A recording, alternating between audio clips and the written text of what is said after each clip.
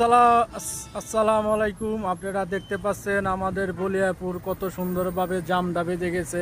মানুষের ভিতরে অনেক হয়রানি লাগতেছে। দেখেন, আপনারাও অবশ্যই জাম দেখে অনেক চিন্তিত আছেন, এই জামটি কখন শেষ হবে।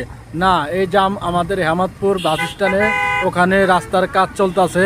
কাজ চলার অবস্থায় এই জামটা বেজে গেছে। এখন বোঝা গেল এই জাম কখন শেষ হবে। আমি আশা করি 8টার নিচে এই জামটা শেষ হবে না। আপনারা দেখতে পাচ্ছেন, এই দেখেন কত বন্ধ জাম। আপনারাও অনেক সুন্দরভাবে বসে আছেন গরমের ভিতরে, ঠান্ডা পাইতেছেন না, কোনো কিছু পাইতেছেন না, কত কষ্ট হইতেছে আমি জানি, কিন্তু কি করবো, আমার কোনো করার কিছু নাই। আপনারা চুপ করে বসে থাকেন।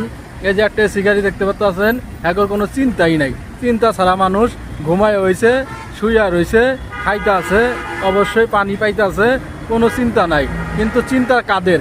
এই যেমন লোকাল বাসগুলো, এখন চিন্তা বেশি। এই যে একটা আইতে আছে, এটারও চিন্তা বেশি। ওই যে একটা দেখতে পাচ্ছেন দুইটা, ওইটাও চিন্তা বেশি। তাই বুঝে নালা কারোর থিয়া কারোর কম নয়। এই যে একটা হুন্ডালা ভাই আছে, দেখেন এই ডাবল চলতেছে, কি রিক্সে চলতেছে, দেখেন আছে, চলবে, চলতে থাকবে। আপনারা দেখতে থাকেন এই জামটি। এক হকার ভাই নেমে গেছে দেখতে পাচ্ছেন, আরেকটা দেখেন কেমনে গাড়িটা চলে এসেছিল।